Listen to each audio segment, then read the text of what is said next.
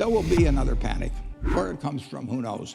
But when there's a panic, the only thing that will stop it, basically, is when somebody who has the ability and the will says, I'm going to do whatever it takes. It's a terrible mistake to think you have to have an opinion on everything.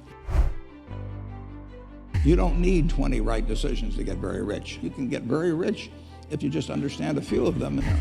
4 or 5 will probably do it over time. If you went out and played golf and every drive went in the hole, you'd give up. The game wouldn't be interesting. So I love the fact that I don't know what I'm going to do next. When there's a panic, the only thing that will stop it, basically, is when somebody who has the ability and the will says, I'm going to do whatever it takes. There will be another panic. Where it comes from, who knows? But when that time comes, the question will be, are the people who have panicked, who have frozen, who have caused the economic engine to stop, will they believe and come right back and be doing something? And I'm not sure whether what's been enacted is a plus or a minus in that regard. Regardless, the country will come through, but it's very hard to write regulations that will keep people from acting foolishly, particularly when acting foolishly has been proven very profitable over the preceding few years. It's just the way it works. Humans, they all think they're Cinderella at the ball. As the night goes along, the music gets better and the drinks flow and everything, and they all think they're going to leave at 2 minutes to 12. And of course, there's no clocks on the wall, and they're still dancing. So it'll happen again. But buy when it happens. I'll be buying. You don't have to be right about thousands and thousands and thousands of companies.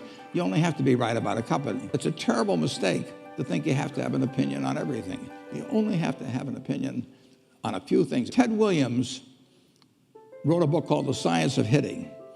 And in The Science of Hitting, he's got a diagram, shows him at the plate, and he's got the strike zone divided into 77 squares, each the size of a baseball. He said the most important thing in hitting is waiting for the right pitch. In investing, there's no called strikes. People can throw Microsoft at me and, you name it, any stock, General Motors, and I don't have to swing.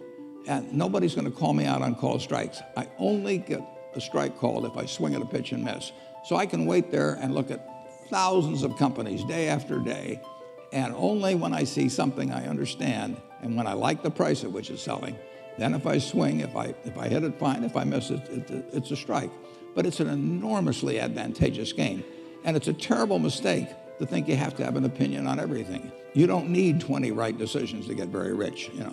4 or 5 will probably do it over time. So I don't worry too much about the things I don't understand. If you understand some of these businesses that are coming along and can spot things you can spot on Amazon, for example. I mean, it's a tremendous accomplishment what Jeff Bezos has done. And I tip my hat to him. He's a wonderful businessman. He's a good guy, too. But could I have anticipated that he would be the success and 10 others wouldn't be?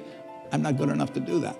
But fortunately, I don't have to. I don't have to form an opinion on Amazon. And I did form an opinion on the Bank of America, and I formed an opinion on Coca-Cola.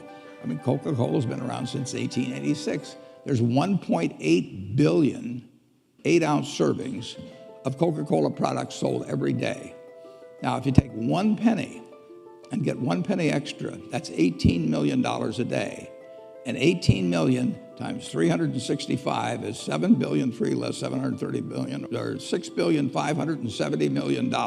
So annually, $6,570 million from 1 penny. Do you think Coca-Cola is worth a penny more than, Joe's Cola?